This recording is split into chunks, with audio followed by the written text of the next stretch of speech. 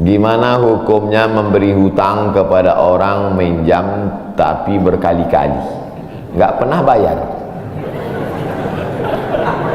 Apakah kita termasuk orang yang menzolimi dengan tidak mendidik orang tersebut menjadi mandiri? Karena sepertinya tak pernah mandiri dan tidak berniat untuk melunasi. Ayat yang paling panjang dalam Al-Quran, surat Al-Baqarah 282, satu lembar. Bukan tentang puasa, bukan tentang sholat, bukan tentang baca Quran, bukan tentang zikir, tapi ayat yang paling panjang tentang bayar hutang. Sholatnya banyak, puasanya banyak, zikirnya banyak, baca Qurannya khatam, tapi kalau bayar utang tak dibayar, di akhirat kau akan cari dia. Oleh sebab itu ada orang mati syahid. Oh, mati syahid. Orang mati syahid nggak merasakan sakratul maut. Orang mati syahid nggak merasakan azab kubur. Orang mati syahid tidak merasakan hisab. Orang mati syahid langsung masuk surga. Ilat dain, kecuali hutang. Makanya kalau ada orang menagih hutang, itu dia bukan pelit, dia sedang menyelamatkan saudaranya dari makan haram. Makanya datang ke rumah dia, habis pengajian nih langsung datang. Assalamualaikum, waalaikumsalam. Kau mau menagih ya? Aku bukan mau menagih, tapi menyelamatkanmu, anak cucumu, istrimu, tetanggamu dari makan haram. Ya ayyuhalladzina amanu, hai orang-orang yang beriman, hai orang yang percaya bahwa setelah mati dia akan hidup lagi menghadap Allah. Idza tadayantum bidainin, kalau kau menjalin transaksi hutang piutang, ila ajalim musamma, sampai ke batas waktu tertentu, faktubuh, tulis, saya pinjam kepada kamu 500.000, akan saya bayar pada bulan Mei. Tahunnya jelas. Banyak juga bulan Mei, maybe yes, maybe no. Bulan berapa? Bulan Mei tahun 2020. Oke. Sekarang bulan Maret. April 1 Mei 2020 datang tagih. Kapan kau bayar? Mohon maaf aku nggak bisa, istriku baru meninggal, anakku pun sakit. Itu jangan kau cerita panjang lebar, tak tahan air mataku mau menetes. Kalau dia dalam kesulitan, fanaziratun ila maisarah, tunggu sampai dia lapang. Maisarah artinya lapang, tunggu sampai dia lapang. Setelah dia lapang, datang lagi bulan Juni. Kapan kau bayar? Aku belum bisa. Nampaknya lebih banyak ongkos minyak aku daripada uang yang kutagih. Yang paling bagus, wa anta saddaqu khairul lakum, kau sedekahkan itu lebih baik. Karena aku pun makin datang makin kumat darah tinggiku, kolesterolku pun makin naik. Jadi untuk yang 500.000 itu ku sedekahkan aja lah, ambil. Tapi yang menghafal ayat ini yang ngasih pinjaman, bukan yang minjam. Sekarang banyak salah hafal, yang minjam pula yang hafal. Begitu kita tagih, kapan kau bayar? Wa anta saddaqu khairul lakum, kau sedekahkan itu lebih baik. Itu ayat aku, ayat kau 8282. Banyak sekarang orang salah hafal ayat. Jadi dalam Islam hutang piutang adalah ajaran tolong menolong, tertulis dalam Quran, namanya fikih muamalah. Ada fikih ibadah, sholat, zakat, puasa. Ada fikih jihad, jihad fisabilillah. Ada namanya fikih muamalat, hutang piutang, gadai menggadai, pinjam meminjam, murabahah, mudharabah, bagi hasil. Maka hutang piutang ini cara tolong menolong, jangan sampai dihilangkan. Tapi kalau tidak mendidik, maka Islam bukan agama yang memanjakan orang. Ada anak yang kurang ajar kepada orang tuanya, bagaimana caranya berbakti kepada orang tua yang telah wafat? Apakah anak ini masih dapat ampunan Allah Subhanahu wa ta'ala? Datanglah seorang bapak mengadu kepada Umar bin Khattab. Assalamualaikum Khalifah Amirul Mukminin Umar bin Khattab. Waalaikumsalam. Ini anak saya kurang ajar, tolong dihajar dulu. Kata Umar bin Khattab, Umar bin Khattab orangnya bijaksana, dia tidak mau main pukul. Dia tanya dulu, kenapa kau kurang ajar pada bapakmu? Hai Umar bin Khattab, kata anaknya, ya, apakah seorang anak itu punya hak terhadap bapaknya? Ya. Apa hak anak? Mencarikan ibunya yang solihah, memberikan nama yang baik, memberikan makanan yang halal. Itu hak anak. Kata anaknya, ibuku tidak baik, makanku tidak halal, namaku pun tak baik. Apa kata Nabi kepada bapaknya? Apa kata Umar kepada bapaknya? Laqad aqaqtahu qabla an ya'aqqa alaik. Sebelum anakmu durhaka kepadamu, kau sudah durhaka duluan kepada anakmu. Jadi kalau begitu, ada anak durhaka, ada bapak ini jangan sampai anak bapak tahu. Nanti dia pulang, anak durhaka kok. Dia senyum, kau bapak durhaka. Ibunya tak baik, namanya tak baik, makannya tak baik. Kasih dia nama yang baik, kasih dia makan yang halal. Kadang-kadang kenapa otaknya tak lurus? Karena makannya tak halal. Dikasih dia makan rishwah, makan sogok, makan haram. Kenapa kau kasih makan haram? Gimana lah Pak Ustadz, yang haramnya aja pun payah. Astagfirullah. Allah sediakan alam semesta begitu banyak yang halal, kenapa kau kasih dia makan haram? Jangan pernah kasih anak makan haram. Pesan kakek saya, datuk saya, kalau bahasa kampungnya grandfather. Cucuku 40 orang, yang satu ini jangan sekolah umum. Maksudnya saya tak dikasih sekolah umum, maka saya tak pernah sekolah umum. Sekolah ibtidaiyah, sanawiyah, aliyah, al-azhar, Maroko, Sudan, tak pernah sekolah umum. Cucuku yang ini jangan sekolah umum, jangan kasih makan haram, nanti otaknya gelap. Cucuku yang ini jangan kalian kasih makan haram, nanti otaknya gelap. Pesan itu disampaikan almarhumah mak saya ke saya. Kau pun nanti anak kau jangan kau kasih makan haram, nanti otaknya gelap. Kalau sudah otak gelap, tak bisa membedakan mana tiang, mana orang, sifatnya kepala kita. Nah, jangan sampai anak kita durhaka gara-gara kita bapak yang durhaka. Kalau anak sudah durhaka, meninggal orang tuanya, setelah itu dia bertobat, bagaimana cara minta ampunnya? Maka dia bersedekah. Mana dalilnya? Seorang sahabat datang menjumpai Nabi. Ummi matat, ibu saya sudah meninggal. Apa atasaddaqu anha? Kalau saya bersedekah, apakah pahalanya sampai kepada almarhumah ibu saya? Kata Nabi, tasaddaq, bersedekahlah, sedekahmu sampai. Maka wahai anak-anak durhaka yang sudah mati ibu dan bapakmu, maka datang kau habis pengajian ini langsung ke tempat anak yatim, panti jompo, sekolah-sekolah, pondok pesantren. Tanya Pak Kiai, Pak Kiai, apa yang kurang di pesantren ini? WC. Karena pesantren santrinya 1000, WC-nya 2. Bayangkan panjang antriannya. Berapa yang keluar dalam celana? Saya bangunkan WC, pahalanya mengalir untuk almarhumah, maka pagi, petang, siang, malam mengalir pahalanya. Sedekah. Ayu sedekatu afdal? Apa sedekah yang paling afdal? Sakyul ma, memberi air minum. Sedekah yang paling afdal, kasih air minum. Saya ceramah di Banjarmasin, di depan rumah seorang pejabat. Itu ada kulkas, tapi nggak sampai beku, freezer. Setiap dipencet keluar air dingin. Gelasnya dikasih pakai rantai besi, takut dilarikan tukang ambil aluminium. Buat wakaf untuk almarhumah. Nah, itu bagus kan. Saya ceramah di Malaysia, di pintu masjid itu ada kotak box. Kalau kita ambil satu botol, keluar botol baru. Ambil satu botol, keluar botol baru. Wakaf untuk, itu bagus, sedekah. Jangan sedekah teh botol, nanti dia kena diabetes. Air putih, ini bagus, mengalir. Sedekah sumur bor, pergi ke masjid, putar keran nggak ada air, tanya pengurus masjid, Pak pengurus, ya mana sumur bor? Nggak ada, saya buatkan. langsung bunyi.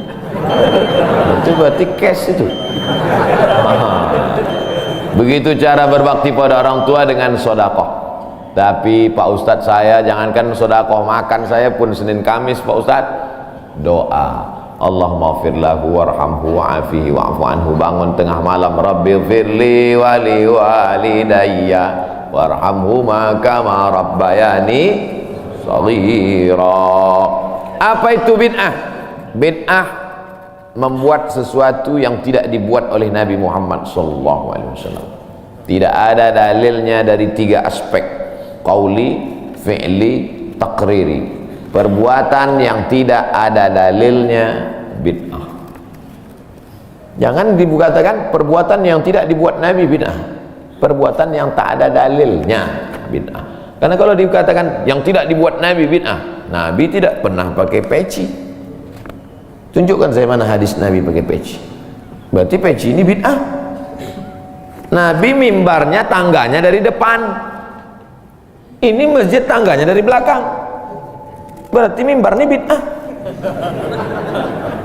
Mimbar Nabi tangganya dari depan, 3 lantai, 1, 2, 3. Jadi yang dimaksud dengan bid'ah perbuatan yang tidak ada dalilnya. Misalnya jam 12 siang ada bapak-bapak di panas terik tegak menghadap matahari.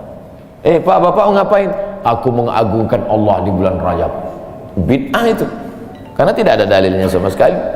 Tapi selama ada dalilnya, tidak boleh kita katakan orang itu melakukan perbuatan bid'ah. Malam Jumat baca Yasin, kumpul 10 orang baca Yasin, Yasin wal Qur'anil Hakim innaka laminal mursalin. Bid'ah.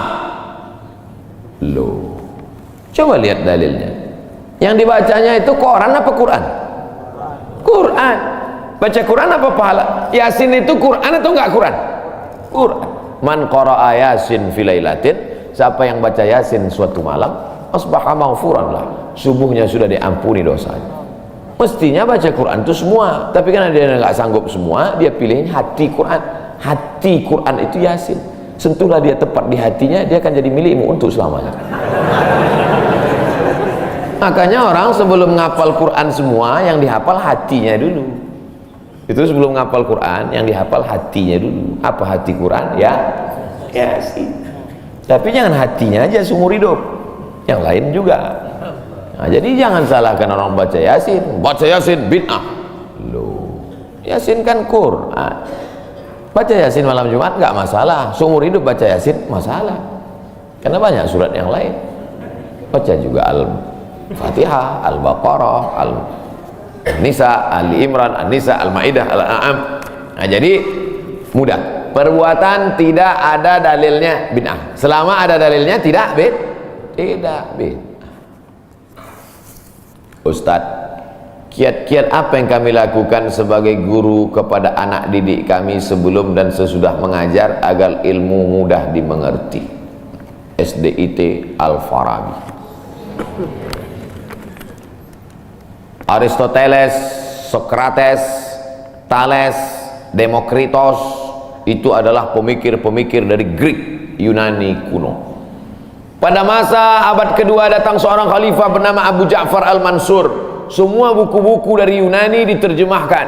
Nama lembaganya Dar Al-Hikmah, Dar Rumah Hikmah Ilmu Pengetahuan. Dibuatlah Dar Al-Hikmah, Rumah Ilmu Pengetahuan. Diterjemahkanlah dari bahasa Yunani ke dalam bahasa Arab. Akhirnya orang Islam pun jadi dokter Avicenna, karena orang barat payah menyebut Ibnu Sina. Averroes, Ibnu Rushd. Tapi ada seorang yang bergelar the second teacher. First teacher Aristoteles, second teacher Al-Farabi. Ternyata Al-Farabi ini bukan dari Arab, tapi dari Pomalaa. SDIT Al-Farabi. Ini supaya wali murid tahu, anak ibu di mana? SDIT Al-Farabi. Al-Farabi itu artinya apa? Ya SDIT. Al-Farabi itu di barat dia diberi gelar the second teacher. Guru pertama Aristoteles, guru kedua adalah Al-Farabi, saking cerdasnya. Artinya apa? Dia tidak hanya diakui dalam Islam, tapi juga di luar Islam. Kenapa dikasih nama Al-Farabi?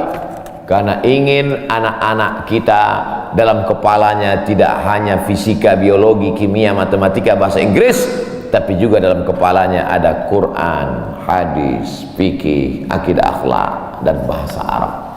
Sehingga nanti dia akan menjadi ekonom, tapi ekonom yang beriman. Dia akan menjadi filosof yang bertakwa.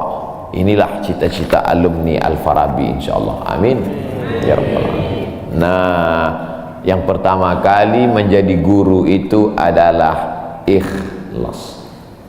Karena kalau gurunya ikhlas, cakapnya masuk ke hati. Kalau dari mulut ke mulut juga masuknya, tapi kalau dari hati ke hati juga masuknya. Kira-kira yang dari saya sampaikan tadi, saya mulai tadi jam 5.15, sekarang jam 6.05 dan 50 menit saya bicara. Masuk tak ke hati Bapak Ibu? Kalau tak masuk ke hati Bapak Ibu, berarti yang ceramah itu enggak dari hati. Dari mulut ke mulut juga masuk. Jangan sampai ke mulut pun tak masuk. Nauzubillah. Yang pertama kali tulus ikhlas. Karena perbuatan yang paling tinggi amalnya adalah menjadi guru. Makanya saya lebih memilih menjadi guru. Saya sampai sekarang menjadi guru. Cuman saya tidak punya kelas. Dulu sempat jadi dosen, habis itu keluar. Kelas saya sekarang masjid, lapangan sepak bola, sama stadion, sama gedung olahraga, sport center Antam. Saya mengajar tidak lagi terbatas oleh dinding kelas. Semua tempat menjadi tempat mengajar. Guru yang pertama harus ikhlas. Yang kedua, tingkah laku perbuatannya. Guru digugu dan ditiru. Guru itu dari mulai cara minumnya aja diikut orang. Guru minumnya tangan kiri. Yang minum tangan kiri itu setan. Berarti kalau ada guru minum pakai tangan kiri, berarti guru setan. Hati-hati jadi guru. Oleh sebab itu maka guru ini luar biasa. Guru ini luar biasa Bapak Ibu. Perbuatan yang tidak putus setelah mati guru. PNS setelah mati putus. Yang kan mati, pensiun aja putus. Apalagi mati. Tapi guru. Saya dulu punya dosen. Kata dia, saya ini lulus hakim. Tapi kemudian saya tinggalkan hakim, saya pilih jadi guru. Kenapa gitu Pak dosen? Karena kalau saya jadi hakim, 1 tahun ada 10 perkara, 10 senang kepada saya, 10 benci. Yang menang senang, yang kalah benci. Tapi menjadi guru, tidak akan ada murid saya yang benci kepada saya. Betul. Guru SD saya, berapa kali kepala saya diantukkannya ke tiang. Asal pelajaran saya nggak dapat, diantuk. Begitu reuni, saya cium tangannya. Saya nggak sakit hati, ingat aja dikit. Datang saya belikan hadiah, saya cium tangannya, meleleh air mata saya. Betul, menjadi guru itu adalah nikmat. Maka saya pilih jadi guru. Guru nggak ada pensiunnya. Saya sampai mati saya tetap menjadi guru. Oleh sebab itu maka guru ini luar biasa. Guru pahlawan tanpa tanda jasa. Oleh sebab itu menjadi guru. Oh, tapi jangan gara-gara ini semua pegawai Antam keluar mau jadi guru. Memang ibu bukan guru, tapi ibu menjadi guru bagi anak-anak ibu. Bapak jadi guru bagi keluarga bapak. Itu kita sudah menjadi guru insya Allah. Emak saya perempuan yang biasa, dia bukan guru, dia bukan PNS, dia bukan kepala sekolah, tapi dia menjadi guru bagi kami anak-anak. Kalau kami pulang bawa main-mainan, dia tanya, mainan ini dapat dari mana?